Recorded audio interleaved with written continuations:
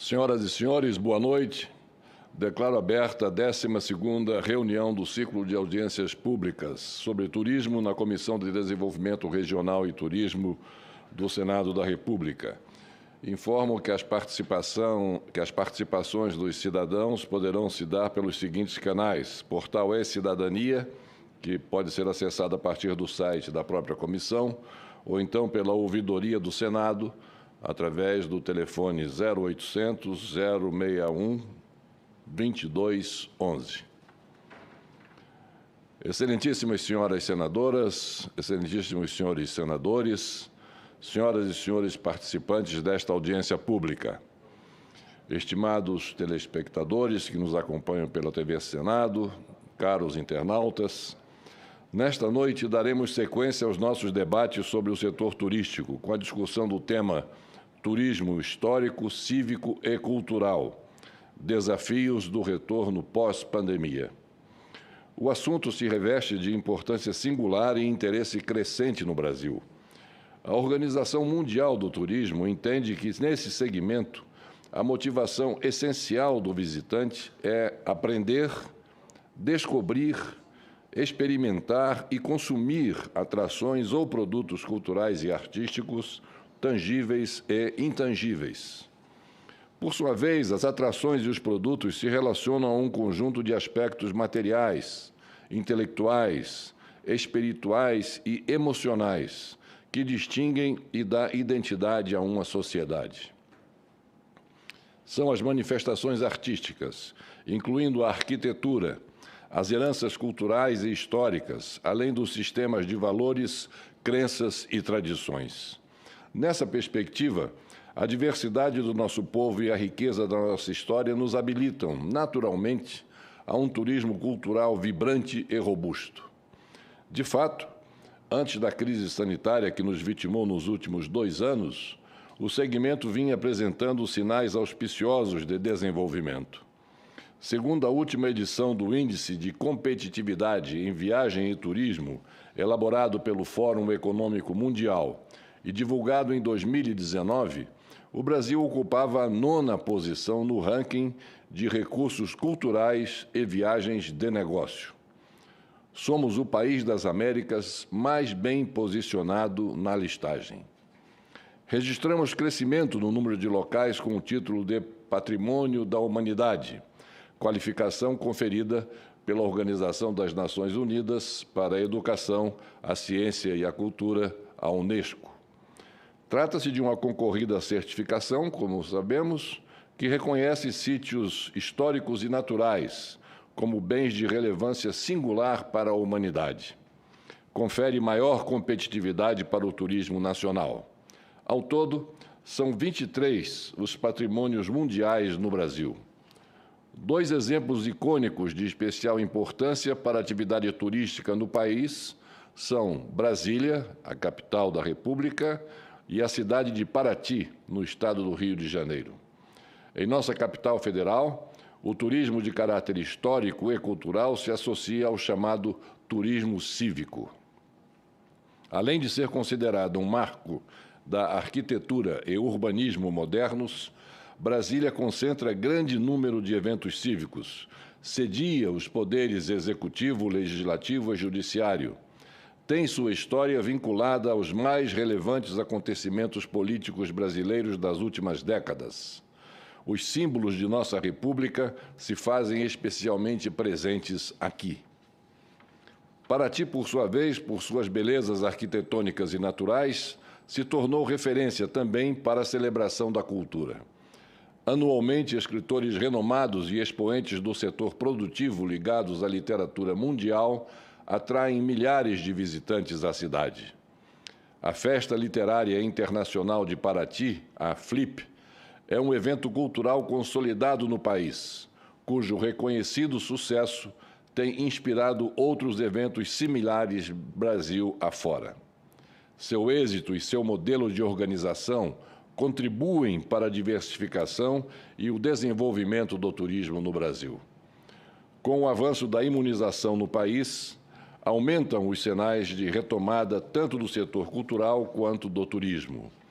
O momento, portanto, é oportuno para refletir sobre os desafios a enfrentar e a ampliação do turismo cultural no país. O segmento guarda imenso potencial inexplorado, à espera de iniciativas que deem concretude à riqueza e diversidade social do Brasil. Turismo, arte e cultura são uma excelente combinação que nos convoca a todos a uma reflexão cuidadosa, destemida e criativa.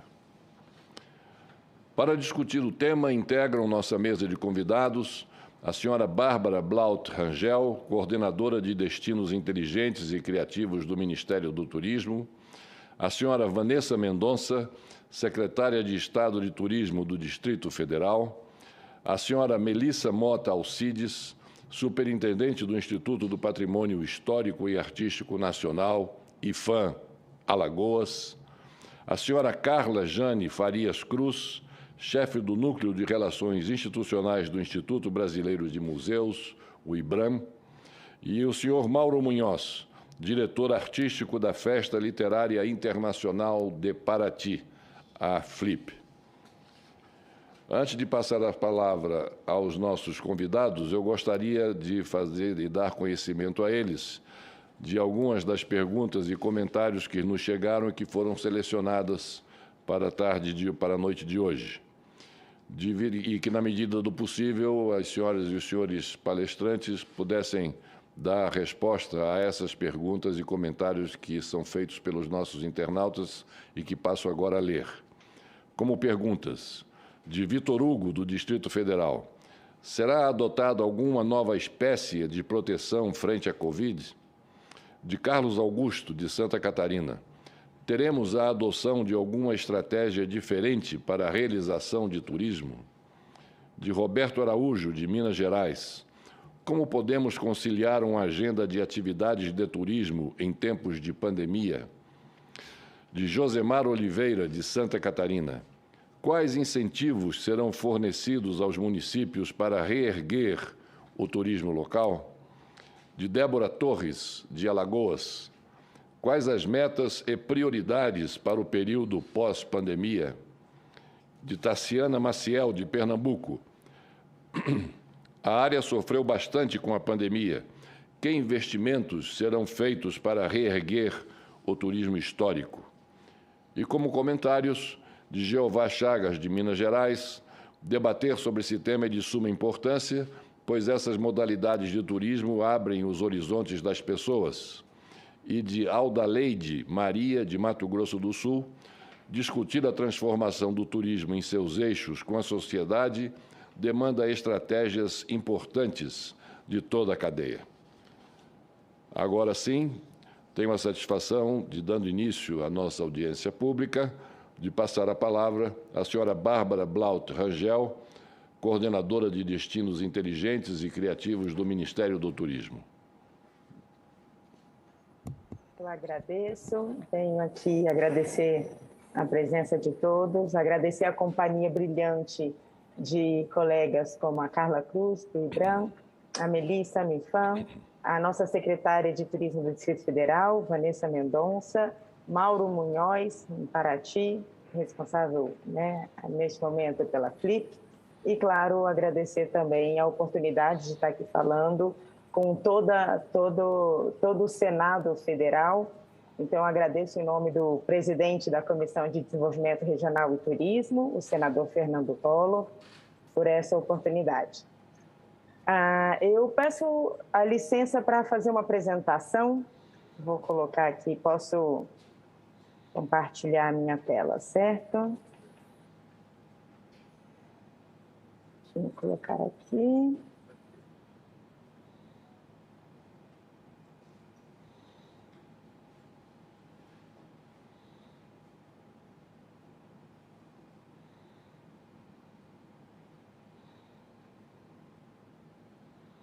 Vocês veem em modo apresentação ou ela não está Sim. em modo apresentação?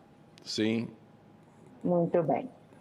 Bom, já fui apresentada devidamente, eu estou aqui substituindo a nossa coordenadora geral de produtos turísticos, a Tatiana Petra, que não pôde estar presente, está em outra reunião com a alta gestão do Ministério nesse momento. E a gente veio falar um pouquinho de que o Ministério do Turismo está fazendo com relação ao turismo histórico, cívico e cultural, né? E todos os desafios que todos os brasileiros, e posso dizer todos os turistas, porque qual é o brasileiro que não gosta de viajar nesse país lindo que nós temos, nesse período pandêmico, né? E nesse período pós-pandemia que estamos vivendo. Nós tivemos, com a pandemia, tendências muito interessantes surgidas nesses últimos meses, desde março de 2020. Notou-se uma maior priorização pelos turistas com questões com biossegurança, higienização, limpeza de ambientes. Isso passou a ser uma prioridade que antes não era vista, claro, devido ao Covid-19. A gente começa a notar também, desde 2020, uma maior proximidade, uma maior viagens a destinos mais próximos, principalmente quando você pode fazer essas viagens em carros, né?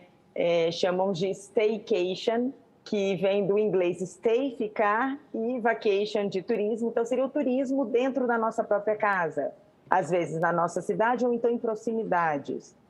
Notamos também com o trabalho remoto os nômades digitais, as pessoas que resolvem alugar casas em destinos mais afrodisíacos, mais paradisíacos para trabalhar, né, e enfrentar esse isolamento, essa pandemia de maneira um pouco mais agradável. E aí, claro, vemos também uma priorização de destinos com a natureza, em locais mais isolados, né, ao ar livre. Vemos também que viagem... Com licença, doutora Bárbara, a senhora poderia, por favor, abrir a sua apresentação, porque ela frisou na primeira parte, turismo histórico, cívico e cultural. Então, só um instantinho. Deixa eu fechar e abrir de novo. Houve um erro, né? Voltar os slides. Para mim estava passando, peço desculpas, vamos lá. Vou compartilhar novamente.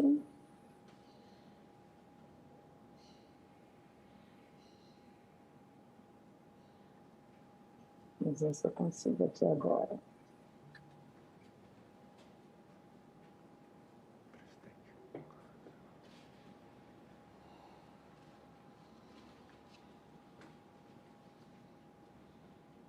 E eu falando já empolgada e vocês não vendo, peço perdão.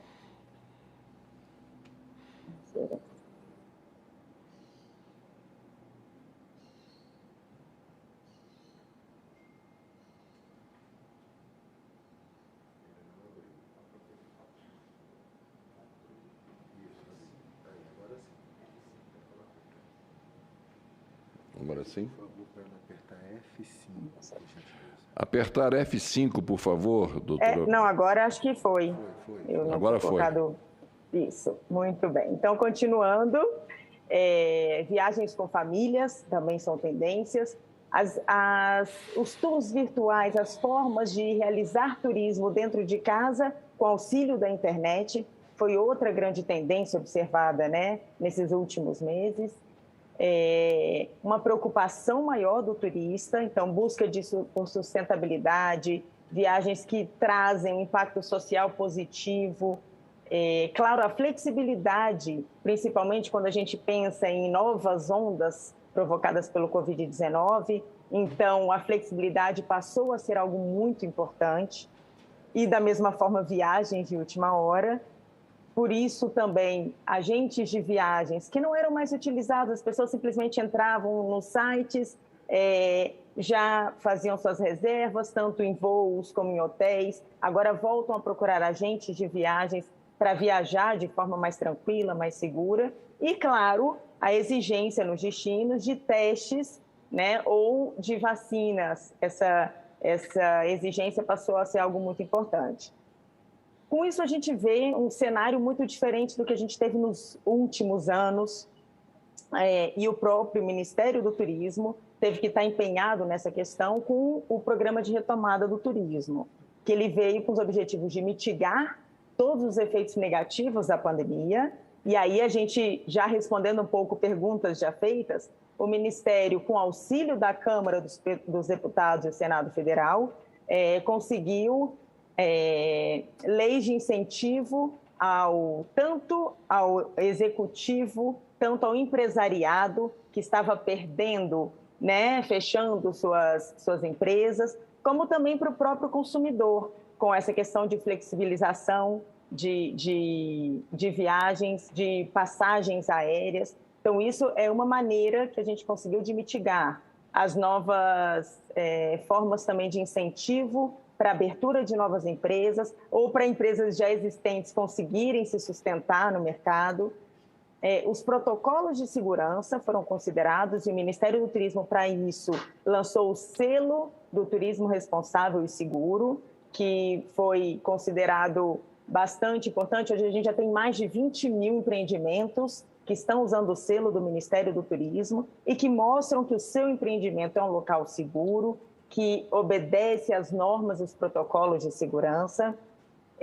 Notou-se a importância de se incentivar o turismo doméstico e de proximidade e também de fortalecer o diferencial competitivo do Brasil frente a outros destinos, né, internacionais. E aí a gente fala tanto de ativos culturais como os naturais. Nesse caso, mais importante, falarmos os culturais, claro. Como já foi falado, o Brasil está no 32º lugar no ranking de competitividade mundial em turismo. Nós somos o 2º país em recursos naturais e o 9º em recursos culturais, segundo o Fórum de Competitividade, o Índice de Competitividade Mundial de 2019. Isso significa que o Brasil é um país muito rico em cultura. Ser o 9º país não é pouca coisa, são 140 países pesquisados nesse índice de competitividade. Então, estamos nos 10 mais e com muita possibilidade de crescer. Se a gente pensar que a gente tem 14 patrimônios culturais mundiais e 12 cidades criativas da Unesco. Cidades criativas, essa rede ela existe desde 2004, né? Brasília faz parte da rede de cidades criativas na categoria Design. E esse ano tivemos a entrada de Recife na categoria Música e Campina Grande em Artes Midiáticas.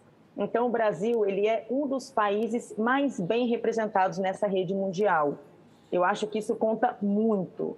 A gente está nessa 12ª posição no ranking de países com maior número de bens inscritos na Unesco e a gente tem uma porcentagem de mais de 10% de turistas internacionais que vêm para o Brasil tendo como motivação a cultura nas suas viagens de lazer. Fora, se a gente falar das viagens de negócios, que muitas pessoas vêm para o Brasil pelos eventos importantes que o Brasil consegue captar, mas também pelo que ele pode aproveitar da cultura nacional.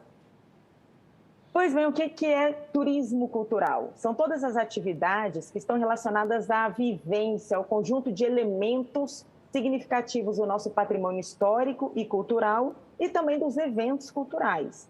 Eles valorizam, promovem os bens materiais, mas também os imateriais da cultura, favorecendo, claro, a percepção dos sentidos, contribuindo principalmente para a preservação da nossa história, da nossa cultura.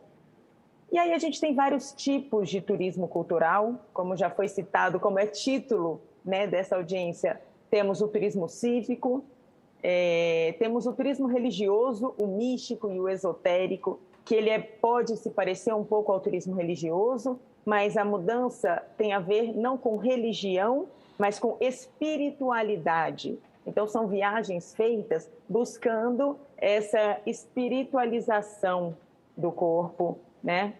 Um turismo étnico para a gente conhecer outros povos, outras etnias, como o próprio nome diz. Turismo cinematográfico, no qual se visitam locais que ficaram famosos por locações de filmes. E eu digo mais, agora, muito importante, não só locações de filmes, locais que aparecem em jogos de videogame.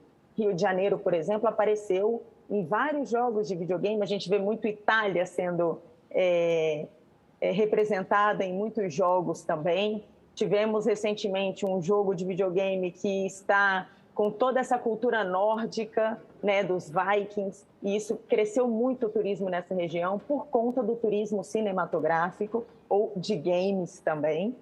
Turismo arqueológico, turismo gastronômico e o enoturismo, a gente coloca separado, mas ele faz parte do turismo gastronômico. Qualquer turismo que qualquer pessoa que vai viajar para um destino querendo conhecer os alimentos daquele destino, os pratos típicos, mas também pratos típicos incluindo bebidas. Existem rotas cervejeiras, por exemplo, no turismo gastronômico. A questão é que o enoturismo ficou tão famoso, né, visita vinhedos, conhecer a produção de vinhos, que ele começou a se separar um pouco dentro da tipologia de turismo cultural. Temos ainda o turismo ferroviário e, por fim, o turismo criativo. Como eu estava falando no slide anterior, o Brasil tem uma ótima representatividade nessa rede mundial e é o turismo feito por pessoas que querem viver experiências em campos criativos como música, gastronomia, design, artesanato, artes folclóricas, artes populares. Então, isso é o chamado turismo criativo, que não vinha ainda dentro do caderno de segmentação do turismo do Ministério do Turismo, que foi de 2008, mas passou a essa abordagem tipológica, né, de turismo cultural nos últimos anos, pelo seu grande crescimento e a grande importância que ela tem na atividade turística. E qual é a importância que a gente tem do turismo cultural? Ele é, antes de tudo, um instrumento de promoção do patrimônio cultural brasileiro. E isso deve ser levado muito em conta, porque é a melhor forma da gente promover a nossa cultura, promover a nossa forma de viver.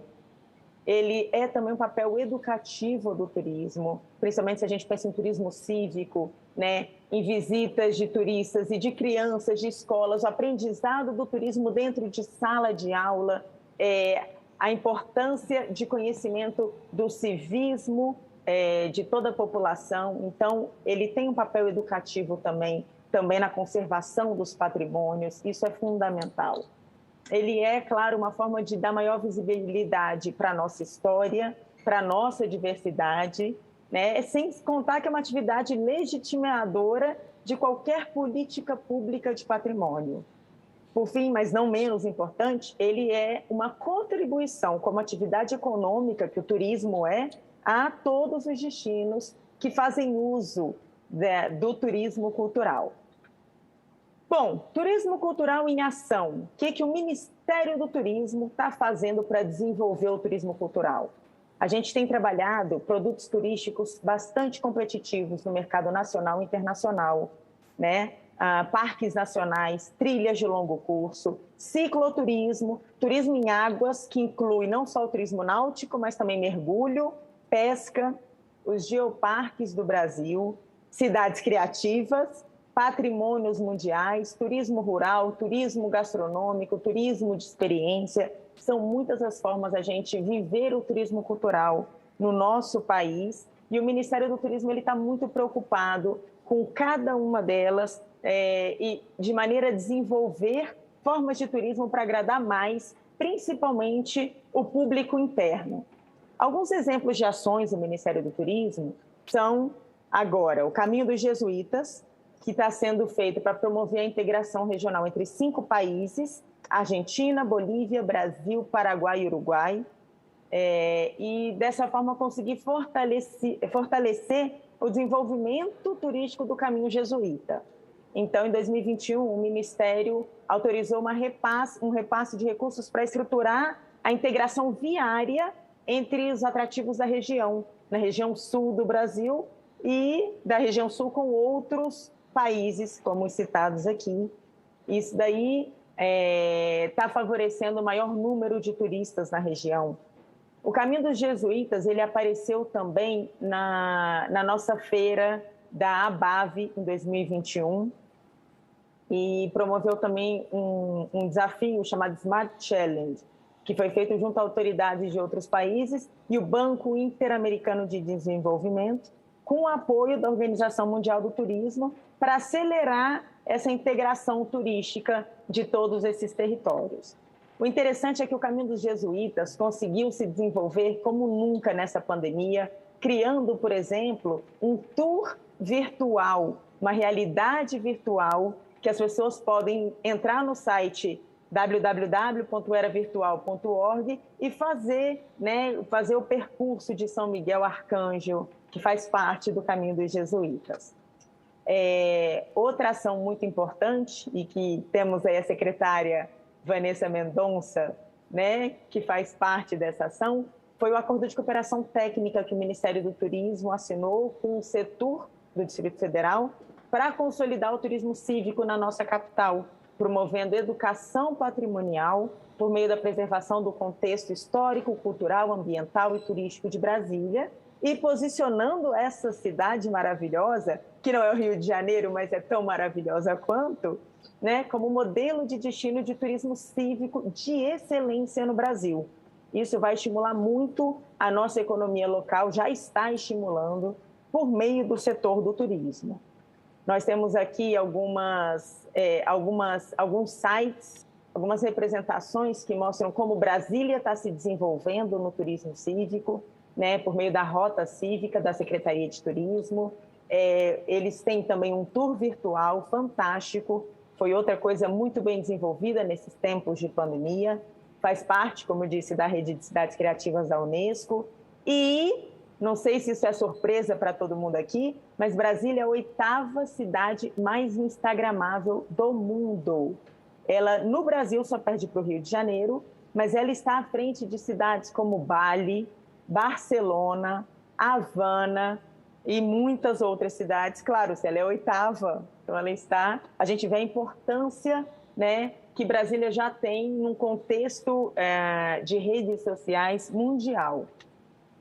Outro programa importante que o Ministério do Turismo está desenvolvendo é o Programa Nacional de Turismo Gastronômico, que foi constituído por um conjunto de ações para a estruturação e para a promoção do turismo gastronômico, posicionando o Brasil como um destino de excelência de gastronomia. Nesse programa estão sendo oferecidos cursos, estão sendo feitas aparições em feiras de turismo no Brasil e no exterior, com destinos de gastronomia, como, por exemplo, os 4 destinos que fazem parte da rede Unesco, que são Paraty, Florianópolis, Belém e... está me faltando um. Florianópolis, Paraty... Gente, eu tenho que falar, porque se eu esquecer um destino gastronômico nesse momento, a coisa vai ficar feia, né? Vamos ver, Santos Cinema, Curitiba Design, Brasília Design, Fortaleza Design, João Pessoa Artesanato, Salvador Música, Recife entrou agora com Música, Campina Grande Artes Midiáticas, Belém. Me faltou o 4. Alguém está lembrando aí?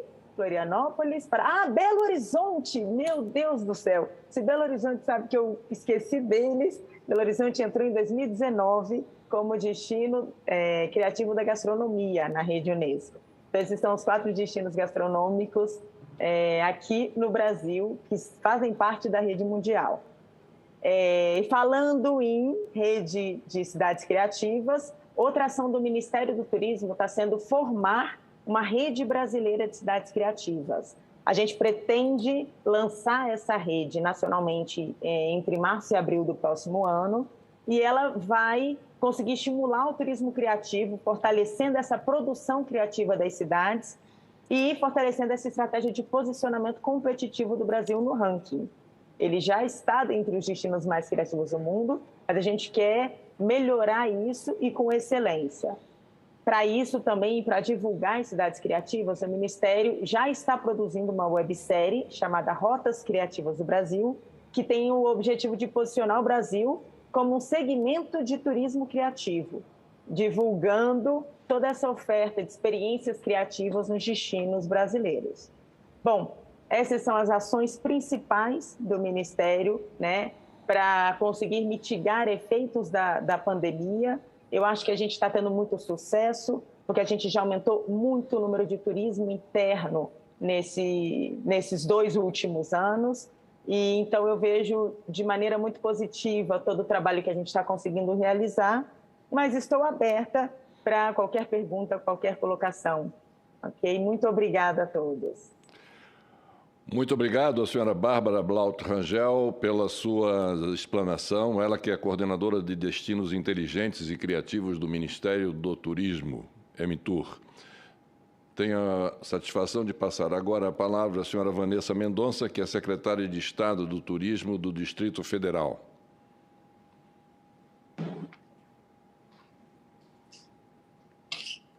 Uma boa tarde a todos. Eu cumprimento o nosso presidente, Fernando Collor, e reitero o que eu tenho dito nessa oportunidade, a excelência do trabalho em prol do turismo, a qualidade do conteúdo das audiências que têm sido realizadas e a certeza que eu tenho, presidente, do senhor conseguir imprimir no nosso país a revolução que o senhor realizou quando da grande mudança da indústria automobilística que o senhor nos trouxe e que eu tenho absoluta certeza que nós vamos ter pela sua liderança aqui na presidência dessa comissão pelo turismo. Então, reitero essa minha perspectiva e confiança no senhor, na transformação da economia do nosso país pelo turismo. Eu tenho absoluta convicção que o senhor, como eu já disse várias vezes, é a pessoa certa, no lugar certo, para nos levar nessa jornada. Muito obrigada pelo convite. Eu cumprimento a superintendente do IFAM, a senhora Melissa, a chefe do Núcleo de Relações Institucionais do Instituto Brasileiro, o IBRAM, a senhora Carla, a coordenadora geral de Produtos Turísticos, Desenvolvimento e Competitividade, a senhora Bárbara Rangel. Agradeço por todas as informações colocadas em tela sobre Brasília, especialmente essa conquista na última semana em que nos colocamos em oitavo lugar no mundo como a cidade mais instagramável, e pela parceria com o nosso ministro Gilson e apoio ao nosso trabalho. E ao diretor artístico da Flip, o senhor Mauro Munhoz, a quem eu cumprimento também pelo sucesso desse importante evento. Nós estamos trabalhando Brasília sobre um novo olhar do turismo, com o intuito de ressignificar a cidade e entregar à nossa população, ao Brasil e ao mundo, uma capital mais atraente e com várias alternativas turísticas, que contemplam todo tipo de viajante. Sob a liderança do nosso governador, Ibanez Rocha, nós temos ressignificado todos os setores do turismo. Brasília hoje é um polo para o desenvolvimento da economia criativa e do turismo no Brasil. Como patrimônio mundial cultural, cidade criativa do design, com ênfase no artesanato, no cinema, no design, na gastronomia e em várias outras áreas, e criação de rotas que têm realmente revitalizado a experiência e a imagem da nossa cidade. Como case nacional de turismo cívico-pedagógico, nós ressignificamos a troca da bandeira desde a primeira semana de janeiro de 2019. Assinamos acordos de cooperação com mais de 11 estados no Brasil e municípios como Casimiro de Abreu, Vassouras, Cabo Frio, cidades como São Luís, Pirinópolis, Recife, Pernambuco, Fortaleza. Estamos assinando com mais 10 municípios acordos de cooperações técnicas com o objetivo de trazer os jovens do Brasil inteiro para conhecer a sua capital. Isso ocorre por meio de uma parceria com Vibra e com o apoio da Câmara, do Congresso Nacional, do Conselho Federal da Ordem dos Advogados, dos Correios, da Defensoria Pública da União, do Banco Central do Brasil, da Imprensa Nacional, do Ministério Público Federal, do Ministério das Relações Exteriores, da Presidência da República, do Superior Tribunal Militar, do Supremo Tribunal Federal, do Tribunal Superior Eleitoral. nós estamos, com cada uma dessas instituições, realizando um programa que, primeiramente, atende à rede pública do Distrito Federal, que leva não só o programa para dentro das escolas, mas traz esses jovens para a Praça dos Três Poderes, onde eu tenho tido uma experiência emocionante de receber os jovens e perguntar e ouvir da grande maioria, mais de 90% deles, que é a primeira vez que visitam a Praça dos Três Poderes e que fazem um roteiro do turismo cívico-pedagógico. Nós temos, nesse momento, a sensação de uma missão cumprida e de poder oferecer uma perspectiva muito diferente de vida e de conhecimento. Nesse objeto, nós contamos com o apoio do Ministério do Turismo também e da Embratur, e nós estamos com a Gol numa parceria que reduz a tarifa do voo para as escolas do Brasil inteiro, que trazem os estudantes, junto com a agência operadora de turismo, a Forma, essa que leva os jovens para Porto Seguro na semana de outubro. Nós também assinamos esse acordo para que nós possamos trazer os jovens do Brasil. Todo brasileiro precisa conhecer a sua capital, mas especialmente os jovens. Isso se faz cada vez mais importante e necessário. No âmbito do turismo criativo, nós temos 2 acordos celebrados com a Unesco e lançamos rotas turísticas. Nós lançamos em Brasília com a experiência pelo Google Earth no nosso site. É possível visitar a nossa rota da cultura, a nossa rota da diversão para as crianças e os pais que chegam em Brasília perguntando o que fazer na nossa capital. A rota do Cerrado, nós mostramos os nossos parques, as nossas cachoeiras. Nós temos uma cidade que tem o maior metro quadrado verde por habitante. A rota cívica, a rota arquitetônica, com todas as obras de Niemeyer e Atos Bulgão espalhadas pela nossa capital. A rota náutica, Brasília vista pelo lago, é uma experiência única, e nós mapeamos todo o lago e mostramos os templos, mostramos a obra arquitetônica, a Ermida, o Sara Kubitschek, visto pelo lago. A nossa rota náutica mapeia todos os segmentos que perpassam a nossa orla. A Rota da Paz, todos os nossos templos, as nossas igrejas, também disponíveis pelo Google Earth, da Catedral a Dom Bosco, aos templos budistas. A Rota do Enoturismo, pelo PADEF, nós temos a produção de uva e de vinho em Brasília, e nós reunimos mais de 20 empreendimentos e criamos uma rota com uma experiência que pode ser só de um dia ou de um final de semana. A nossa rota rural, a nossa rota dos IPs, a nossa rota Brasília Capital do Rock, que com a divulgação feita pela CNN já entrou no circuito internacional do rock e foi reconhecida pela Embratur como um case de turismo criativo. E nesse último sábado, o lançamento da nossa Rota do Cavalo, que reúne 40 aras em Brasília, com experiências das mais diversas atividades nesse setor. No âmbito ainda do turismo criativo e do turismo cultural, nós assumimos uma cadeira pela primeira vez na história de Brasília na Organização das Cidades Brasileiras Patrimônio Mundial.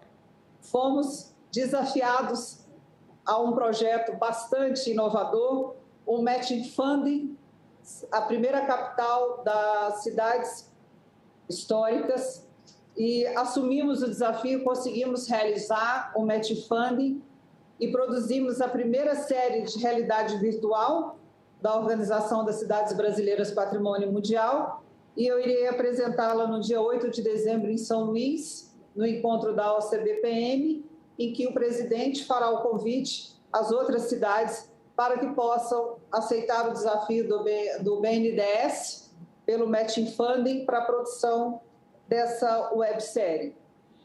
Assinamos recentemente um acordo com o governo do estado do Rio de Janeiro e Belo Horizonte e Goiás para promover as cidades históricas e os patrimônios mundiais culturais ao longo da BR-040.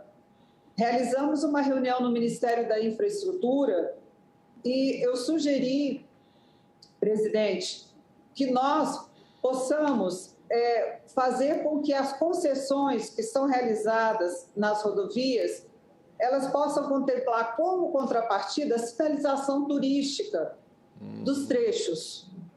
Essa ação, essa ideia não foi encampada ainda, mas eu tenho muita esperança de, trazendo aqui ao senhor, nós possamos dar andamento. Eu acho que é uma ideia muito simples, mas que pode fazer uma diferença muito grande na sinalização pelas nossas rodovias. Como, a exemplo, nós temos aqui 300 municípios envolvidos em um trajeto de 1.179 quilômetros de rodovias, com o maior número de patrimônio histórico concentrado nessa rodovia ao longo da BR-040. Eu gostaria de registrar essa sugestão ao senhor para que nós pudéssemos dar prosseguimento a essa estruturação das nossas rotas turísticas. Aqui ainda em Brasília, nós estamos também ressignificando uma via que é muito importante, que é a W3 Sul. O nosso Distrito Turístico Cultural vai nascer sob um projeto de lei e nós estamos inaugurando na primeira semana agora de dezembro, inspirados no bairro Inwood, em Miami, o nosso corredor Circuito Turístico Cultural. A fachada do principal prédio, ela foi grafitada com os rostos dos criadores de Brasília, Lúcio Costa, Burle Marx, Niemeyer, Atos Bucão, Mariane Peretti e Juscelino Kubitschek. Neste painel e nessa fachada nós faremos uma bela homenagem e vamos deixar esses rostos para que as gerações que pouco conhecem possam ter acesso e possam reconhecer essa história. Estamos falando da quadra modelo, inclusive, da 507 Sul. Ainda no âmbito do turismo histórico, nós estamos também com Vassouras e vários municípios que têm na sua vocação o turismo histórico, elaborando rotas Brasília, Vassouras, Brasília no âmbito também da produção do café. Nós hoje somos reconhecidos como produtores e temos aqui uma marca que ganhou um reconhecimento internacional e o Vale do Café em Vassouras, eu estive lá visitando, nós estamos criando um polo de desenvolvimento para que os nossos produtores aqui e lá possam buscar as melhores tecnologias e nós possamos também oferecer essa experiência. Hoje, o turismo rural, o turismo de experiência na área rural representou, ao longo da pandemia, um crescimento de mais de 60% aqui em Brasília. E para estimular esse crescimento, não só com o lançamento das rotas, nós estamos levando o Fungetur, que é uma pauta também muito importante, que está sendo trabalhada no Congresso. Nós temos alcançado um êxito muito grande, porque nós não estamos esperando o produtor buscar a agência do banco. Nós estamos levando o banco a cada uma das nossas cidades. São 33 cidades aqui nas nossas regiões administrativas. E nós temos feito isso pessoalmente. E o resultado tem sido muito positivo. Em cada uma das 33 cidades das nossas regiões administrativas, em 11 delas, nós já instalamos o Centro de Atendimento ao Turista. Nós estamos mostrando Braslândia sobre o turismo religioso e a maior basílica da América Latina passou a ser conhecida, inclusive, pela nossa população. Nós estamos mostrando Planaltina e a nossa pedra fundamental, a nossa população e para o Brasil, e dessa forma gerando emprego, gerando renda para que a comunidade ela possa permanecer na sua região e que o turismo efetivamente possa fazer a diferença. Bem, eu finalizo reiterando que Brasília foi, nesse ano de 2021, numa pesquisa realizada pelo Ministério do Turismo, indicada como terceiro destino tendência E o nosso trabalho no âmbito local, no âmbito nacional e no internacional tem também nos levado numa parceria muito efetiva na promoção com as embaixadas. Nós temos uma situação extremamente favorável aqui nesse sentido. Nós temos 134 embaixadas instaladas em Brasília e desde o início da nossa gestão eu tenho atuado diretamente em cada uma delas e nós recebemos, fomos agraciados com o busto de Mahatma Gandhi, que está no Parque da Cidade, um presente na Embaixada da Índia lindíssimo, em decorrência desse nosso trabalho. E nessa próxima semana, a República Dominicana também nos presenteia com o busto das irmãs Mirabal. Estamos ampliando a nossa promoção pelo mundo e estamos certos de que a nossa capital é a janela de entrada do mundo para o nosso país. Eu agradeço, presidente, essa oportunidade de apresentar um pouco do nosso trabalho, me coloco à disposição e tenho absoluta convicção de que juntos nós faremos a mudança tão oportuna que o nosso país espera pelo turismo. Muito obrigada ao senhor e a todos os convidados por me ouvir nesse momento e, mais uma vez, estamos à disposição. Uma boa tarde. Muito obrigado à senhora Vanessa Mendonça, ela que é secretária de Turismo do Distrito Federal.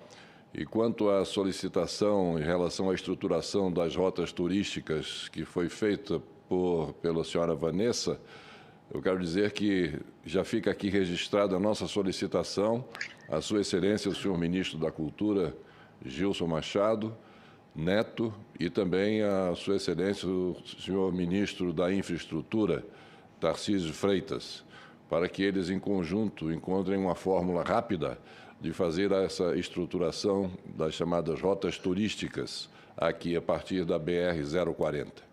Muito obrigado pela sua explanação e passo agora a palavra à senhora Melissa Mota Alcides, que é a superintendente do Instituto do Patrimônio Histórico e Artístico Nacional de Alagoas, que aqui representa esse instituto que tanto tem feito em prol da cultura no nosso país e do nosso patrimônio histórico e cultural. Tem a palavra a senhora Melissa, desculpe. Boa noite a todos. Obrigada, senador Fernando Collor, presidente da Comissão de Desenvolvimento Regional e Turismo, por esse convite, pelo qual ficamos muito honrados em participar. Então, obrigada também por compartilhar a mesa com pessoas tão cultas e representantes do Ministério aqui do Turismo, representantes da Secretaria de Estado do Turismo do Distrito Federal. Então, primeiro a senhora Bárbara Rangel, Vanessa Mendonça, secretária de Estado do Turismo do Distrito Federal, Carla Cruz, do IBRAM, Mauro Munhoz, coordenador da FLIP. Então, queria mais uma vez agradecer esse convite e reafirmar também o apoio que o senador Fernando Collor dá para o nosso Estado e para o Instituto do Patrimônio Histórico e Artístico Alagoano, sendo um parceiro realmente de peso, que trabalha aqui em parceria com a gente. Então, o que eu gostaria de apresentar hoje, eu vou compartilhar aqui também uma apresentação, é um programa que é muito caro para nós aqui em Alagoas, que muitas vezes a gente pensa em Alagoas muito relacionando com praia, que de fato é o cartão postal da gente, mas existem outras possibilidades de turismo aqui e que o IPHAN, com recursos também do Ministério do Turismo, desenvolveu um programa de gestão turística voltado para um complexo arqueológico aqui na região do semiárido, que é alagoana, e é esse projeto que eu gostaria de apresentá-los nesse momento. Então, deixa eu compartilhar aqui a tela.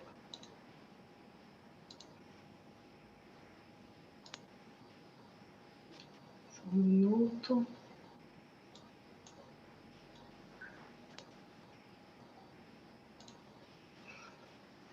Então, o programa chama-se Programa de Gestão Turística no Complexo Arqueológico Nova Esperança, no município de Olho d'Água do Casado, com recursos do IPHAN. E o programa, ele promoveu atividade, a promoção da atividade turística aliada à preservação de sítios arqueológicos a partir da execução de um projeto científico e social colaborativa. Então, contou com o envolvimento da comunidade local no processo de valorização do patrimônio cultural e também do desenvolvimento territorial, como a gente virá um pouco mais à frente. Senhora então, Melissa, por que eu escolhi... desculpe. Sim? Desculpe, é que não entrou a sua apresentação. A sua apresentação não entrou. Não está aparecendo na tela a sua apresentação. Tem que compartilhar. Ok. Agora, e agora? Agora o F5. Certo. Agora. Aí. Pronto. Obrigado. Então, por nada. Obrigada, senhor. Então, por que eu escolhi essa apresentação, né, e esse projeto nosso para trazer para apresentar? Porque acredito que foi uma iniciativa muito interessante como forma de redução das desigualdades regionais, né, no Brasil, especialmente numa região que a gente sabe IDH, né, muito, muito baixo e com grandes dificuldades, por exemplo, para a geração de emprego e renda. Então, dentre as ações desenvolvidas no projeto, foram contempladas conservação e preservação dos sítios arqueológicos, educação patrimonial, desenvolvimento de projeto executivo de fomento à economia criativa, programa executivo para a gestão turística do patrimônio arqueológico e até a própria conservação, né, de todo um complexo que está ao redor disso, que é um complexo natural também. Então, essa imagem talvez seja bastante conhecida dos senhores. Então, é uma vista dos cânions aqui do Rio São Francisco. Esse ponto de visitação turística, que é muito, né, visitado, ele fica muito próximo da comunidade Nova Esperança, onde existe esse complexo arqueológico. Então, mais uma outra imagem do local, uma vista a partir de uma das cavernas aqui do complexo. Então, ele fica localizado, né, nos cânions do Rio São Francisco, né, o complexo, na região semiárida do estado de Alagoas, e trata-se de uma área onde vivem aproximadamente 400 famílias, cuja principal atividade produtiva é a agricultura familiar no local. Então, a princípio, quando começou-se a estudar, começou-se o levantamento, havia notícia aqui no IPHAN, registro, da existência de 13 sítios arqueológicos no lugar. E a partir de estudos, a partir do avanço de conversas, né, da educação patrimonial com a comunidade, a gente conseguiu localizar muito mais do que se imaginava que havia, né, nesse início. Então, aqui algumas imagens de registros rupestres, figuras e gravuras, com painéis que ainda estão muito preservados, né, e se encontram ali naquela região. E aí, com as políticas de fomento e valorização turística, né, da região alagoana, que vem crescendo, né, de forma bastante, né, forte, houve também um aumento no fluxo de visitação, que também chegou a esses complexos arqueológicos. Então, qual foi a preocupação do Instituto do Patrimônio Histórico e Arqueológico? Foi justamente, aliás, do IPHAN, Instituto do Patrimônio Histórico e Artístico Nacional, foi justamente a gente buscar um ordenamento para mitigar os possíveis impactos, né, que essa visitação poderia causar a esses sítios arqueológicos, o que comprometia muito a sua preservação. Então, a condição socioeconômica da população local, ela refletia a falta de alternativas de geração de emprego e renda. E a gente não via como desenvolver o turismo do local, já que, né, a comunidade, o próprio assentamento está, né, dentro do complexo arqueológico sem o envolvimento dessa comunidade. Então, a gente acreditava que a preservação do patrimônio cultural, através de ações de proteção e conservação, turismo cultural, fomento à economia criativa, aliadas à manutenção do equilíbrio do ambiente natural, atua também como um vetor importante de desenvolvimento territorial. Então, buscamos ações que visassem a sustentabilidade, né, de todo esse complexo. Então, buscamos uma interação com a comunidade, né, que a gente entende essa importância dos bens e formas de conservá-los para as futuras gerações de suas famílias, né, assim que elas reproduzem essas técnicas de aproveitamento econômico com turismo sustentável. Então, para isso, a gente também fez a implantação de infraestrutura para a visitação aos sítios arqueológicos, com um receptivo turístico, onde deverão ser expostos os produtos desenvolvidos, né, no local pela própria comunidade, um programa de educação patrimonial para a comunidade, também concurso de formação para os professores da escola municipal. Então, essa educação patrimonial começa, né, na próprio sentimento de valoração das próprias crianças, e isso é repassado, né, em toda a comunidade. O mapeamento e identificação das potencialidades da comunidade também através de um programa executivo de fomento à economia criativa. Então, aqui alguma imagem de como já está hoje esse receptivo turístico. Ele é pequeno, né, mas assim, bastante adequado e que não, dentro também, assim, né, integrado com aquela paisagem do local. Então, a imagem desse receptivo, como foi pensado, já está quase pronto para ser entregue. Programa de educação patrimonial, então aqui a gente vê a própria comunidade, né, fazendo esses programas de educação, oficinas para o entendimento e a valoração da história, o entendimento e o conhecimento desses bens, do valor que esses bens têm. Alguns também programas aqui de conservação e preservação dos sítios arqueológicos no local, então esse projeto também contemplou essa preservação desses sítios. E aqui, o que a gente mais assim, fica, né, feliz de ver, então, foi esse envolvimento da comunidade que passou, que buscou-se, né, essas potencialidades na própria comunidade, e eles próprios desenvolveram os produtos que foram ligados à temática arqueológica. E essa é uma ação, né, continuada dentro desse programa. Então, chegamos, né, o IFAM sugeriu, né, assim, dentro de uma consultoria de design, a gente sugeriu algumas aplicações da temática arqueológica, né, para que isso pudesse ser revertido em renda, né, para essa população. Aqui, por exemplo, a associação Pegadas na Caatinga, então eles já se organizaram numa associação, já produzem diversos alimentos, geleias, licores, né, fora a própria aplicação das marcas em camisetas. Eles se organizaram também numa espécie eles se organizam numa espécie de bazares, eles, né, chamam comunidades vizinhas, eles apresentam os produtos, os turistas também, quando visitam, têm já essa possibilidade de adquirir esses produtos que são produzidos no próprio local. E aqui, por último, há uma foto aqui de parte da comunidade, né, em uma das nossas visitas ao local. Então, era isso que eu gostaria de apresentar hoje e obrigada. Muito obrigado à senhora Melissa Mota Alcides, ela que é superintendente do Instituto do Patrimônio Histórico e Artístico Nacional, IFAM, Alagoas. Passo agora a palavra à senhora Carla Jane Farias Cruz, chefe do Núcleo de Relações Institucionais do Instituto Brasileiro de Museus, o IBRAM. Muito boa noite a todos. Em nome do presidente do Instituto Brasileiro de Museus, Dr. Pedro Mastrobono, eu gostaria de saudar a cada um dos presentes e membros da mesa, presidente da comissão, senador Fernando Collor, um prazer estar aqui com o senhor, Mauro Munhoz, diretor artístico da FLIP, Melissa Mota, superintendente do IFAM, instituição irmã do IBRAM, a Bárbara do Emitur, colega de instituição vinculada, estamos, IBRAM, vinculados à Secretaria da Cultura, que está no Ministério do Turismo, e a Vanessa Mendonça, é um prazer reencontrá-la. Estivemos discutindo juntas, muito recentemente, o Museu do Rock, em uma reunião. Muito bom saber do êxito dos projetos da Secretaria.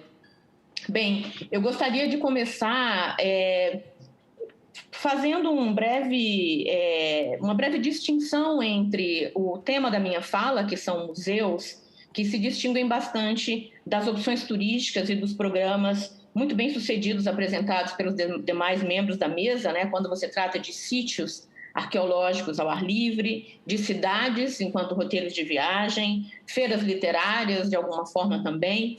O cenário dos museus é um pouco diferente enquanto edificações fechadas, né, espaços fechados, a maioria deles, alguns com jardins, espaços de aproveitamento ao ar livre, mas nem todos, e os museus eles passaram a serem abertos pós-pandemia, no mês de outubro desse ano, gradualmente, com todos os protocolos de segurança, e eu acredito que a partir desse momento nós teremos números mais significativos para apresentar aos senhores, desde o momento em que os museus embora fechados, continuaram trabalhando internamente, né, desenvolvendo seus trabalhos, inclusive de criação de exposições virtuais. Então, a cultura continuou tendo como opção de lazer aos cidadãos programas virtuais, atividades virtuais que muitos dos museus puderam fazer durante a pandemia. Bem, eu tenho uma pequena apresentação, mas antes de me adentrar a ela, eu gostaria de começar dando um destaque ao conceito de museus, né? Importante dizer que o museu é uma instituição permanente, sem fins lucrativos, esse é um fator importante, ao serviço da sociedade e do seu desenvolvimento. O museu ele é aberto ao público, que adquire, então, o museu adquire, conserva, investiga, comunica e expõe o patrimônio material e imaterial da humanidade e do meio envolvente com fins de educação, estudo e fruição.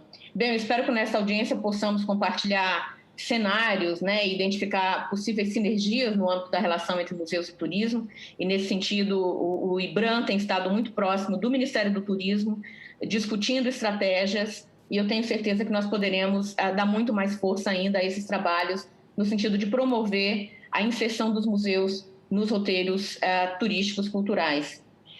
Então, juntos, eu espero propormos estratégias para enfrentar esses desafios que se impõem, na verdade, a ambos os setores, né? Principalmente nesse período pós-pandêmico, para o setor museal e o setor turístico. O IBRAM tem envidado muitos esforços para modernizar os seus museus. Quando eu falo modernizar, não estou falando de torná-los high-tech, né? A experiência de visitação, muito longe disso. Mas o grande desafio do momento é de manter os museus abertos, funcionais, vivos e cumprindo a sua missão. E falando em missão, é muito importante ressaltar a missão do Instituto Brasileiro de Museus, de promover a valorização dos museus e do campo museal, a fim de garantir o direito às memórias, o respeito à diversidade e a universalidade de acesso aos bens musealizados. Então, a missão dos museus, a partir do conceito do que é um museu, coincide exatamente com o propósito de conservar, preservar, dar acesso ao público. E é nesse fim, no acesso ao público, que o turismo e o setor museal comungam de um objetivo comum: o fluxo de pessoas, o acesso ao patrimônio musealizado. Então, tem aí nesse sinergismo uma ação conjunta do Ministério do Turismo e do Instituto Brasileiro de Museus. Eu gostaria também de trazer alguns dados importantes, que não são novos, com certeza, mas talvez contextualizado para o setor museal. O turismo cultural ele representa quase 40%, né, das receitas do turismo mundial, com os sítios do patrimônio mundial e museus muitas vezes servindo como pontos de atração para os visitantes. Em março e abril de 2020, por exemplo, no auge do confinamento mundial, que está começando a ser relaxado agora em algumas regiões, 95% dos museus permaneceram fechados, dos quais até 13% deles podem não voltar a reabrir. Lamentavelmente, é um dado que temos a partir de muitas pesquisas, inclusive ratificadas pelo Conselho Internacional de Museus. O fechamento dessas instituições e monumentos leva, inevitavelmente, a cortes de pessoal e perdas de empregos. Então, o impacto, do ponto de vista econômico, é significativo, é preocupante. Muitas práticas culturais intangíveis também foram, de alguma maneira, interrompidas, o que impactou não apenas a vida cultural das comunidades, mas também aquelas que trabalham com artes cênicas e artesanato tradicional. Além disso, trabalhadores do setor criativo, como teatros, galerias de arte e restaurantes gastronômicos, também foram duramente atingidos.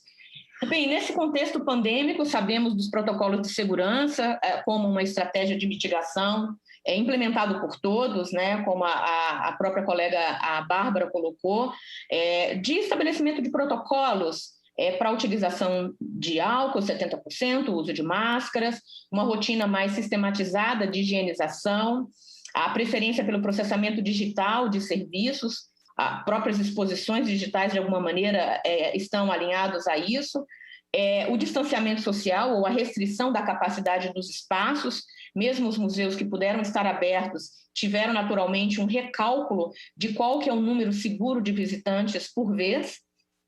Enfim, a escolha por ações em espaços abertos, discute-se o passaporte de vacina, tudo que estamos vivenciando nesse novo retorno gradual à vida presencial, como forma de mitigar os efeitos da pandemia sobre esse setor que pretende aí gradualmente, com segurança, retornar à atividade plena.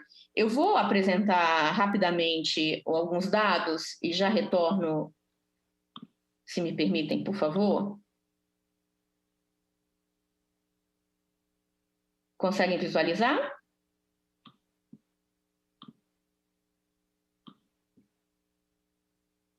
Ótimo. Apertou o F5 já? Bem, perdão? Apertou o F5 já? Sim. Já, tá bem. Ok. Conseguem visualizar, correto? Correto. Perfeito. Bem, é uma breve apresentação, Agora apenas fazendo só está alguns... aparecendo um slide, não sei se é somente isso que a senhora vai apresentar, apenas um slide é o que está aparecendo. Na sequência eu vou abrindo os Agora, demais. tá certo. Ok. Tá bem. Bem, obrigada, senhor. Então, como havia falado anteriormente, estamos vinculados à Secretaria Especial da Cultura, no Ministério do Turismo. Essa é uma edificação do Palácio Rio Negro, em Petrópolis, está fechada, em reforma, um espaço importantíssimo para a história republicana brasileira. O IBRAM funciona como sede em Brasília e não no Rio de Janeiro, embora grande parte dos nossos museus encontrem-se naquele estado. Então, o IBRAM é uma autarquia federal de personalidade jurídica de direito público, que tem autonomia administrativa e financeira, criada em 2009, é uma instituição muito jovem comparada ao tempo de existência do IPHAN, por exemplo, de 80 anos. Nós temos 12 anos apenas de existência e temos aí administrado ao longo desse tempo diretamente 30 museus, 30 unidades museais, que estão distribuídas de maneira diversa em todo o território nacional. E essas unidades museais, esses 30 museus, preservam mais de 290 museus, 290 bens culturais, empregam mais de 1.333 profissionais e receberam 1.500.000 visitantes em 2019. Lamentavelmente, não temos dados de 2020 em razão da pandemia, mas são números bastante significativos. Esses museus, eles estão distribuídos, então, majoritariamente na região sudeste, né? Minas Gerais, São Paulo, Rio de Janeiro detém o maior número dos museus IBRAM. Temos 2 museus importantes na região nordeste, alguns museus na região centro-oeste e uma outra quantidade, 2 apenas, na região sul, Santa Catarina e Rio Grande do Sul. É importante salientar que nós temos 350 mil bens culturais sob responsabilidade do nosso instituto e que mais de 1 milhão de visitantes por ano, no mínimo, isso ocorre, né? Essa é uma referência pré-pandêmica e a gente espera que os números aumentem significativamente, tão logo retomemos as nossas atividades e que façamos aí um grande trabalho junto ao Ministério do Turismo para aumentar a visitação. A grande parte das nossas edificações são patrimônios tombados pelo IPHAN. Então, nós temos aí o Museu Imperial em Petrópolis, muito famoso, um dos museus mais visitados, o Museu Nacional de Belas Artes, que fica no centro do Rio de Janeiro, que está naturalmente ligado à história da arte no país e no mundo, né? Por uma série de eventos que aconteciam como bolsas para que pintores brasileiros pudessem sair do país e voltar com uma nova perspectiva de produção plástica, o Museu Histórico Nacional e o Museu da República. Esse é um cenário dos 30 museus diretamente administrados pelo IBRAM. Mas, do ponto de vista e de uma perspectiva mais aberta para a exploração pelo turismo, eu vou me referir a um panorama do campo museal brasileiro, que é composto por 3.879 museus. Esse é um número estimado a partir de um cadastro de museus, é possível que esse número seja muito maior que isso. E temos aí, preservados por esse setor museal gigantesco, mais de 70 milhões de bens culturais. Esse setor emprega mais de 29 mil profissionais e recebeu mais de 32 milhões de visitantes em 2019. Os senhores e as senhoras podem perceber que a distribuição de museus no país está muito em cidades grandes e muito na região costeira. Há naturalmente um potencial muito grande de desenvolvimento no interior, um trabalho talvez de interiorização de alguns museus, oportunizando para comunidades que não estejam nas capitais ou nas grandes cidades a oportunidade de conhecer os bens culturais do país e de se envolver em atividades de preservação da memória, da nossa cultura e da nossa história. Tendo o Brasil 5.570 municípios e tendo 3.879 museus cadastrados, nós temos aí pelo menos 1.389 municípios com pelo menos um museu.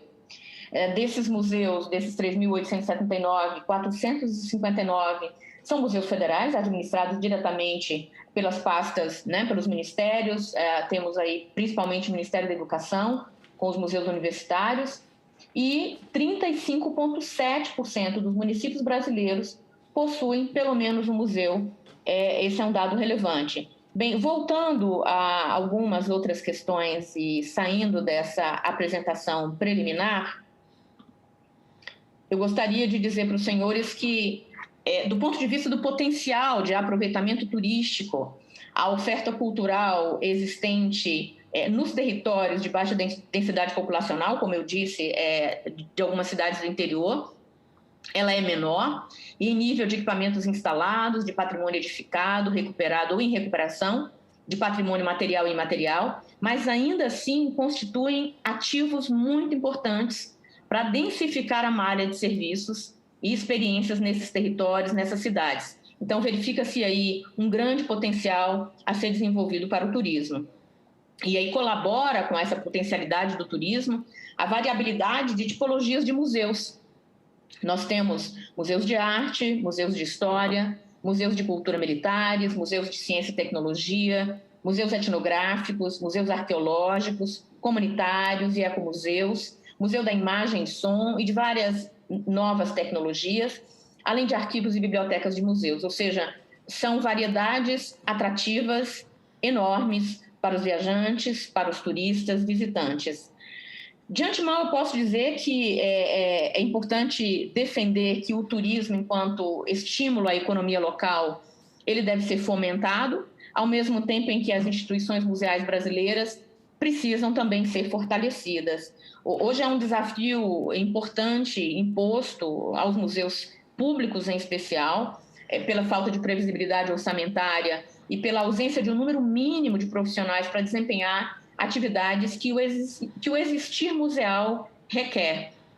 Isso eu estou falando desde as atividades com pouca visibilidade pelo público, como, por exemplo, os profissionais que fazem conservação, restauração, inventários, ou seja, profissionais que atuam no backstage de um museu, e há profissionais que, de um ponto de vista da visibilidade pelo público, é um exemplo mais objetivo para o turismo, como, por exemplo, aqueles profissionais que realizam a mediação, o educativo, ou seja, o que eu estou querendo dizer é diferenciando o número de profissionais que precisam estar envolvidos nas atividades dos museus, não necessariamente são somente aqueles que são visíveis durante uma visitação. Existe toda uma equipe necessária para fazer essa grande máquina que é um museu funcionar.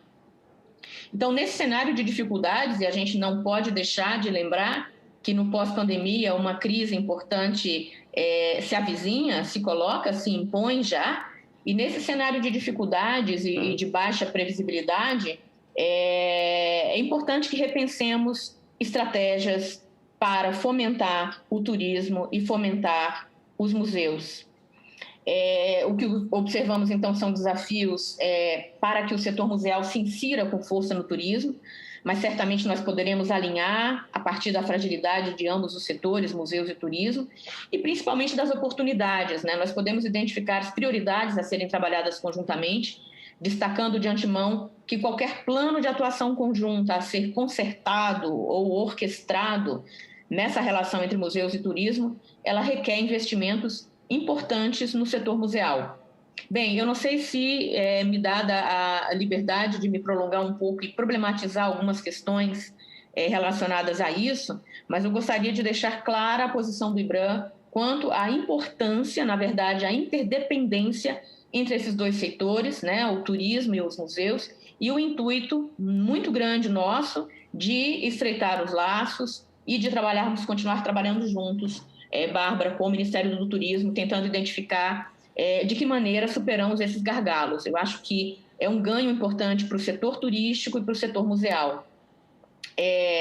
A gente sabe que existe toda uma discussão teórica relevante entre os museólogos, em especial, né, de que os museus e o patrimônio eles não devem ter como razão de existir o turismo, mas não podemos esquecer que os museus eles são agentes facilitadores, catalisadores do turismo, ao mesmo tempo em que ajuda a promover capacitação e treinamento e o empoderamento das populações e seus territórios, né? Eu trato aqui do estímulo à economia local, em regimes de sustentabilidade e desenvolvimento. E aí eu trago alguns exemplos realizados pelo próprio Instituto Brasileiro de Museus, de atividades de fomento à economia local. Nós realizamos oficinas conjuntas entre secretarias regionais de turismo, SEBRAE, né, e o IBRAM. Um exemplo mais recente foi em Diamantina, onde reunimos grupos de artesãs com design de produtos daqui de Brasília, para o desenvolvimento de produtos artesanais que dialogassem com os acervos do Museu do Diamante e que pudessem ser aproveitados nas lojas de museus. A gente sabe que o visitante, quando adentra um espaço museal, ele quer muitas vezes prolongar a sua experiência de visitação, levando para casa um souvenir. Então, os museus têm uma fonte inesgotável de referências culturais importantes que podem ser aproveitadas para a economia criativa e, nesse exemplo em especial, para o desenvolvimento de produtos de lojas de museus. Há iniciativas importantes do IBRAM implementadas para catalisar os benefícios do turismo, né, do fluxo de pessoas para o aumento de visitação, mas é importante salientar que mais visitantes, ou seja, um número maior de bilheteria nos museus públicos, não significa, por conseguinte, maior arrecadação. O que eu quero dizer? É que muitas vezes os recursos arrecadados pelos museus públicos, a partir das suas bilheterias ou mesmo a produção e comercialização de produtos de referência cultural, eles não retornam proporcionalmente para a instituição museal na magnitude do esforço dessas instituições em monetizar a experiência de visitação, seja por meio da bilheteria, das lojas de produtos de referência cultural, das cafeterias dentro dos museus, dos restaurantes, da cessão de espaços para eventos. Então, senador Fernando Collor, já fica um apelo, né, para reflexão sobre de que maneira nós poderíamos, então, desvincular essa arrecadação, que é pequena, mas que é importante, dos museus, né, de forma que hoje ele vai para a conta única da União, mas ele poderia servir de um estímulo direto para que os museus pudessem continuar melhorando a experiência de visitação dos cidadãos, dos visitantes, ao tempo em que ele pode ter um retorno proporcional a esse esforço, enquanto recebimento de orçamento, né? Eu acho que essa é uma estratégia importante que nós podemos conversar triangularmente com o Ministério do Turismo, com a comissão, de forma a enfrentarmos juntos esse gargalo. Bem, deixando de lado um pouco essa problematização, quaisquer que sejam os caminhos aí para cruzar a relação entre museus e turismo, nós vamos facilmente desaguar na conclusão de que o turismo é muito importante para os museus e que os museus são muito importantes para o turismo. O que é preciso é recentrar a questão da missão social dos museus e das possibilidades oferecidas pelo turismo face a uma diversidade e contradição da sociedade, aos desafios impostos por visitantes de outras culturas, outras línguas, outros continentes. Eu acho que essas são questões especialmente importantes para os ecomuseus e os museus comunitários, porque sabemos que os indivíduos, nesse caso os turistas, eles querem colecionar experiências e memórias. Há no meio museal uma certa crítica à turistificação dos museus, mas é preciso que estimulemos um turismo sustentável e responsável, que respeite a cultura local, que inclua, as narrativas locais e que a cidade, então, esteja naturalmente envolvida no recepcionamento desse turista. De acordo com a Organização Mundial de Turismo, as viagens turísticas chegarão a 1,8 bilhões em 2030. Então, o nosso setor precisa se preparar bastante para isso. Museus e turismo, precisamos continuar dialogando, trabalhando juntos para identificar esses gargalos e solucioná-los, de forma que o turismo é o terceiro setor exportador mais importante à escala mundial, assumindo em alguns países o primeiro lugar. Os dados que a Bárbara trouxe para a gente reafirma essa minha colocação. Então, bem, eu gostaria de reiterar algumas outras questões importantes para a nossa discussão. Acredito que vai haver um debate logo na sequência, após a fala do Mauro Munhoz, da Flip. Eu acho que é importante reconhecermos que no pós-pandemia esses desafios continuam os mesmos de antes, né? 15 segundos. Mas certamente agravados pelos cenários econômicos locais e nacional que encontram-se os museus. Os museus são importantes vetores de desenvolvimento econômico, dado o potencial para a cadeia de economia criativa, como eu exemplifiquei há pouco, e a fruição e a experiência cultural oferecidas pelos museus podem ser melhor aproveitadas no Brasil como força sinérgica para o melhor desenvolvimento e fortalecimento do turismo. Então, saibam que o IBRAM está disponível como parceiro para a promoção conjunta desse setor. Muito obrigada. Muito obrigado, a senhora Carla Jane Farias Cruz, chefe do Núcleo de Relações Institucionais do Instituto Brasileiro de Museus, o IBRAM, e acho muito justa essa sua colocação. O IBRAM, como uma autarquia, ter a sua receita resguardada para reinvestir no seu próprio mistério. É justíssima essa sua solicitação e acredito que o Ministério do Turismo, por intermédio de Sua Excelência, o senhor ministro Gilson Machado Neto, haverá de se interessar por essa questão, porque museus e turismo realmente têm muito a ver.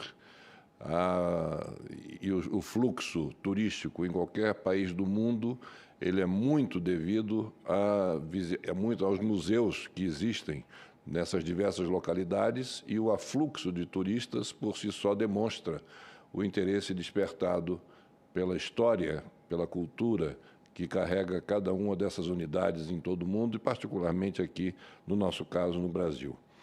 Passo a palavra agora ao senhor Mauro Munhoz, que é diretor artístico da Festa Literária Internacional de Paraty, a FLIP. Queria agradecer esse convite e a possibilidade de estar nessa discussão de um nível tão alto como vem sendo. Agradecer muito esse convite na pessoa do senador Fernando Collor, coordenador da Comissão de Desenvolvimento Regional e Turismo do Senado. É uma honra estar ao lado de pessoas como a Bárbara, do Ministério do Turismo, a Vanessa, da Secretaria de Turismo do Distrito Federal, a Melissa, do IFAM, e a Carla, do IBRAM. E eu queria, assim, para contextualizar essa apresentação sobre a FLIP, falar que a questão de ser possível enxergar os processos num prazo mais estendido, né? A gente poder falar da articulação dos horizontes de prazo, né? Do curto prazo, do médio prazo, do longo, é fundamental para o contexto no qual a FLIP nasceu. E essa discussão que a gente está tendo aqui, ela cria um ambiente muito favorável para essa discussão, né? Quando a gente tem presentes representantes do Poder Executivo, a gente tem presente órgãos tão importantes para o desenvolvimento da FLIP, como é o IFAM e o IBRAM, e nesse ambiente da Casa do Senado, que na República pode ajudar a gente conquistar esses objetivos que se realizam no médio e no longo prazo. Eu acho que a questão que foi colocada agora, né, pela Carla Cruz, do IBRAM, da questão da sustentabilidade do turismo, né? Essa questão é fundamental. Hoje, sustentabilidade é um termo muito usado, talvez até banalizado, mas eu acho que a grande questão para a gente equacionar é justamente olhar para o turismo de uma forma em que ele não seja predatório. O turismo, ele se atrai por determinados valores, né? Destinos que ganham atração por determinados valores, e muitas vezes, se não há essa concertação que eu vejo aqui uma circunstância extremamente interessante para a gente discutir, se não há essa concertação de diversas instituições, né, governamentais, não governamentais, que se articulam com as pessoas que são os representantes locais, que são os habitantes dos territórios que são esses destinos, tem grande chance do turismo ele erodir aqueles valores que são a razão própria desse atrativo para que as pessoas visitem esses lugares. A gente poderia começar a circular aqui a apresentação que a gente vai fazer, que vai ilustrar um pouco a maneira como a Flip enfrentou essa questão de lidar com essas dimensões. A Flip inovou no sentido de ser uma manifestação cultural em torno da literatura e das artes, e não do livro ou dos produtos culturais. Existe uma diferença muito grande entre produto cultural e manifestação cultural. Para a gente ter os produtos culturais que têm valor, a gente precisa cuidar das manifestações culturais. O projeto da Flip, né, ela surgiu nesse ambiente, que é um ambiente muito singular, mas que essas manifestações culturais, elas foram preservadas um pouco ao acaso, porque Paraty passou 150 anos isolada das rotas econômicas e de acesso, e trouxe para o final do século XX e para o século XXI um lugar com esses valores muito especiais do ponto de vista da natureza, da cultura pedra e cal, dos bens materiais e também do patrimônio material. O tipo de sociabilidade, né? Nos anos 80, vivia-se em Paraty ainda de maneira muito parecida como se vivia em Paraty no século XIX. E isso atrai uma população de artistas, de pessoas com sensibilidade e que trouxeram para o Brasil essas qualidades interessantíssimas e começou a atrair o turismo. Paraty teve a sorte que antes da inauguração da BR-101, que franqueou o acesso, né, a uma quantidade grande de turistas, Paraty pôde ser objeto de uma política pública na época, né, no final dos anos 60 e começo dos anos 70, muito liderada pelo IPHAN e do tombamento da cidade, né? Essa circunstância fez com que Paraty pudesse enfrentar esse processo de vinda do turismo, ainda preservando uma boa quantidade desses seus atrativos. Aqui a gente vê na imagem de cima como era Paraty antes da construção da BR.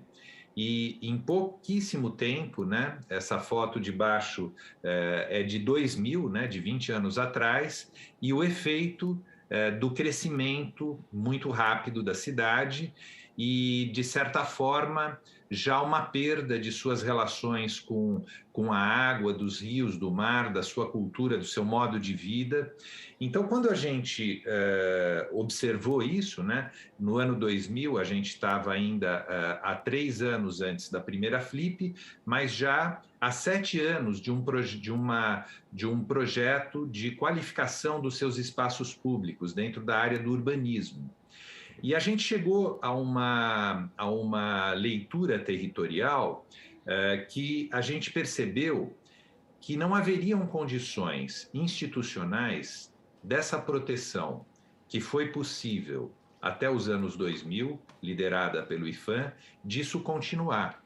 E que seria importante criar uma experiência, tanto para os moradores de Paraty quanto para os visitantes, da possibilidade de quanto que seria potente você promover uma forma de ocupar aqueles mesmos espaços, as ruas e as praças do centro histórico de Paraty, dentro de um processo em que a cultura e as artes tivessem no seu devido lugar, e que isso fosse uma forma de sensibilizar as pessoas de que essa relação entre produto cultural e manifestação cultural fosse equilibrada. As relações entre a leitura, o entendimento, a leitura mais técnica do território, junto com uma escuta direta e mais colaborativa da população. E em cima desses princípios é que a Flip foi concebida, né? Inspirada por algumas manifestações que aconteciam no mundo, já focadas na literatura e não simplesmente no mercado do livro, que é uma coisa muito importante, mas que no mundo inteiro, inclusive no Brasil, já existiam grandes manifestações como as Bienais do Livro, em cima desse produto, mas que a gente pudesse, de fato, criar uma manifestação cultural em cima desses princípios, e a gente apostou que se a gente conseguisse, apesar disso ser muito inovador e muito difícil de ser realizado, se a gente conseguisse realizar isso, isso teria um impacto importante e sensível, tanto para o morador quanto para o visitante. E a gente ficou muito feliz de que a gente, em 7, 8 anos, a gente realmente conseguiu que essa manifestação cultural, que é mais do que um evento, é uma manifestação cultural, é um trabalho que é feito 365 dias por ano, né? A gente tem todo um trabalho de colaboração com instituições de Paraty, e a gente conseguiu, através de uma biblioteca comunitária permanente que a Flip criou em Paraty, criar um processo de criação de uma rede de bibliotecas comunitárias. E esse processo, né, que é um processo que acontece o ano inteiro, ele culmina nos dias da festa, que faz uma articulação entre o universo do mundo literário, que também é uma manifestação cultural, com essa realidade local. E a gente conseguiu, em 2018, uma parceria com o Ministério da Cultura e com a FGV, fazer uma pesquisa do impacto da Flip, né? A gente vai disponibilizar esse material para todos vocês, onde a gente viu que essa manifestação cultural, né, que é uma manifestação que tem um custo de aproximadamente 6, 7 milhões de reais, dos quais 3 milhões de reais, a metade desse recurso, um pouco mais, é feito com a renúncia fiscal da Lei Rouanet. Ele consegue gerar um impacto da ordem de 47 milhões, isso valores de 2018, no município, né, envolvendo 26 mil pessoas, com uma taxa de ocupação praticamente plena de todos os meios de hospedagem. A gente tem um impacto de 1,6 milhão de reais de ISS, né, e 4,7 milhões de tributos totais.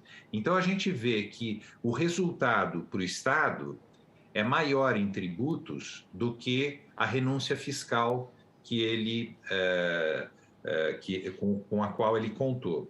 E aqui eu acho que seria super importante também sensibilizar, né, o Ministério do Turismo da importância de manter esse tipo de política, né? Então, a Flip ela é feita através de um plano anual, né, na Lei Rouanet, e isso é extremamente vital para a gente poder manter esse processo virtual. A gente tem todos esses impactos que são diretos, mas eu acho que os impactos indiretos de uma manifestação como a FLIP são ainda mais importantes. Então, por exemplo, a gente tem o programa educativo da FLIP, né? Ele envolveu crianças que no começo da FLIP tinham 5 anos. Hoje, essas pessoas são produtores culturais em Paraty, e esse impacto de longo prazo talvez seja a coisa mais importante, e que são impactos num plano qualitativo, mais difíceis de serem medidos, né? Então, a gente podia passar algumas imagens só para dar um pouco a ideia, né, do que acontece. Aqui a linha do tempo, né, os projetos que foram elaborados e que culminaram na FLIP, uma escola de saberes e fazeres ligados ao mar, de 93, o restauro da Igreja do Paraty-Mirim, que foi feito também com Lei Rouanet, com um muro de proteção para que não abalasse os seus alicerces em 94, calçamento e drenagem do Centro Histórico de Paraty em 97, habitações de interesse social em 98, a entrada desse processo, que foi inclusive uma grande influência do próprio IFAM para levar esse processo para um trabalho acadêmico, a criação da FLIP em 2003, bibliotecas comunitárias, que é um processo que começou em 2005. O Plano Mar de Cultura é um plano para uma discussão à parte. Foi um convite do Ministério do Turismo em 2007 para que Paraty fosse uma cidade referência em turismo cultural, para poder justamente ser inspiração e ajuda para outras cidades desse mesmo segmento de turismo. É um plano que foi entregue em 3 anos e que foi feito em Paraty com um nível de excelência. As lideranças paratienses envolvidas nesse plano deram palestras pelo Brasil inteiro. O sistema de cais integrados, que era um super importante para Paraty em 2010, em 2011, a calçada da Patitiba e a requalificação da Praça da Matriz, a criação do Museu do Território em 2013, o projeto das Bibliotecas Parque, feito em parceria com o governo do estado do Rio de Janeiro, e essa criação dos festivais internacionais a partir de 2019. Então, com isso, a gente pode passar mais algumas imagens, né, eu acho que travou um pouco a apresentação, para poder, acho que sair e entrar de novo, né, para poder dar um sabor do que é essa manifestação cultural e a FLIP. E como que essa articulação, né, de um trabalho de arquitetura, né, que começou no campo da arquitetura e do urbanismo, dentro de uma filosofia que eu acho que é super importante compartilhar aqui, que é no território, na arquitetura, no espaço público, a questão mais importante é o habitar. O construir tem que ser uma decorrência do habitar. Então, por exemplo, aqui a gente vê esse momento da FLIP, o auditório da Matriz, que está ali atrás, onde acontecem as mesas, e aqui à direita, o auditório da praça. Esses auditórios, eles existem já há 18 anos. Só que eles são montados e desmontados nesses espaços. Esse processo é fundamental para que a população de Paraty, os visitantes e as instituições possam, de fato, entender essa forma de habitar diferenciado e que transforma o território, criando uma espécie de ponte entre o dia a dia dos moradores e visitantes e as instituições das quais a gente está falando aqui. Então, aqui dentro a gente tem uma vista de como é o auditório da Matriz, o auditório principal, onde acontecem as mesas literárias, o palco da FLIP, né? e como que é esse auditório da praça, onde 1.500 pessoas acompanham pelo telão. A gente faz um trabalho interessante de algumas das mesas presenciais, elas serem nesse palco. Então isso aqui é uma coisa incrível, sem ingresso, totalmente franqueado, aberto na praça e as pessoas acompanhando a programação da Flip.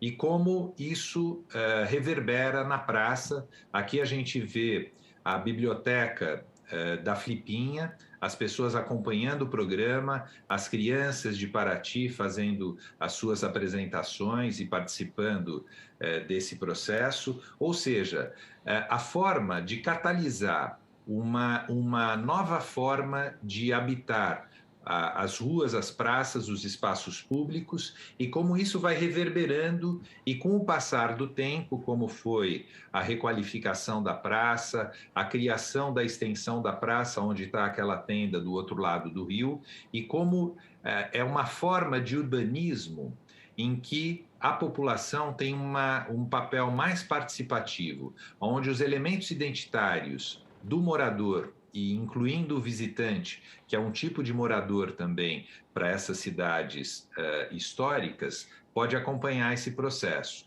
E um processo feito na base da colaboração. Aqui nós vamos ver, do lado esquerdo, a primeira implantação da Flip e como ela foi evoluindo com a parceria de instituições parceiras de Paraty, de fora de Paraty, editoras, jornais, e como isso foi um processo de colaboração que foi reverberando e ganhando esse território.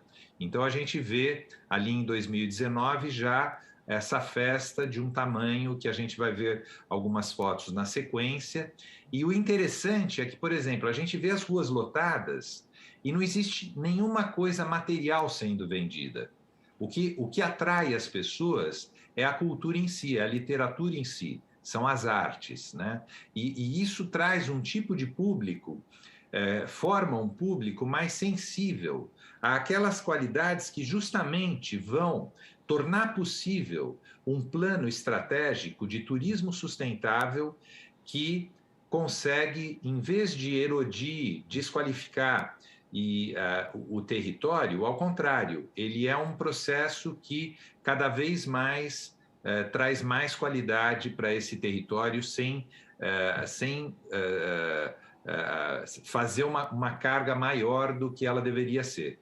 Então, com isso eu finalizo essa apresentação e fico muito curioso aqui para responder as perguntas que vão aparecer. Muito obrigado por essa experiência.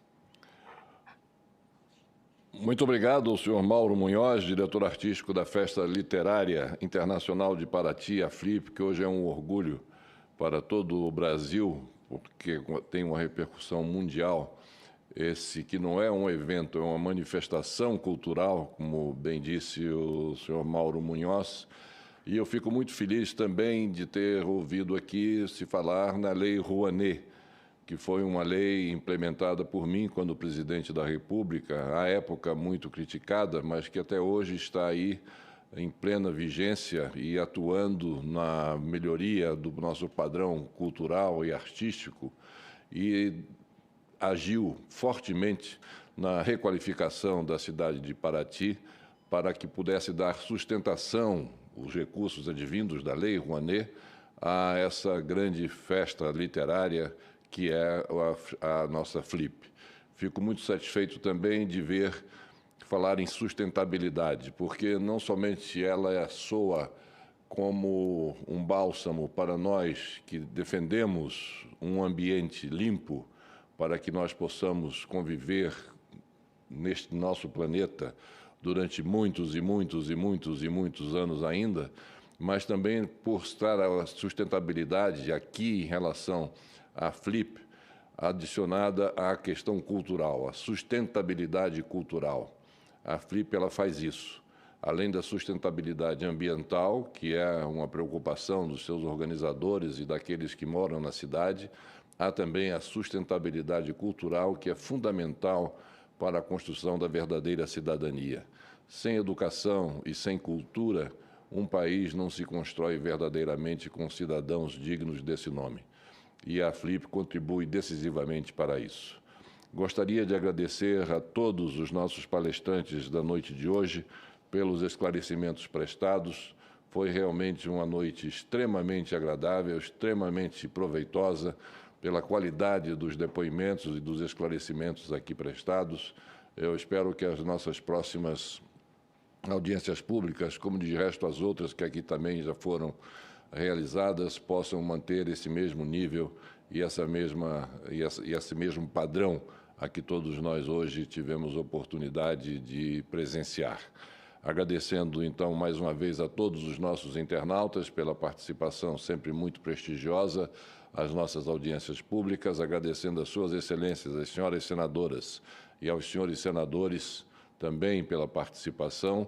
Não havendo mais nada a tratar, dou por encerrada a presente sessão, convidando a todos para a nossa próxima audiência pública, que será realizada no dia 29 de novembro, segunda-feira, às 18 horas, dando prosseguimento ao ciclo de debates sobre turismo com o tema Conta Satélite do Turismo, os instrumentos de mensuração da atividade turística e sua importância para o desenvolvimento do setor, quando receberemos o representante do Ministério do Turismo, o representante do Instituto Brasileiro de Geografia e Estatística, do representante da Faculdade de Turismo e Hotelaria da Universidade Fluminense e o senhor Ronaldo Lopes, prefeito da cidade histórica de Penedo, em Alagoas, além da representante da Secretaria do Estado do Turismo de São Paulo, Setur SP. A todos, muito boa noite, muito obrigado pela audiência. Boa noite a todos.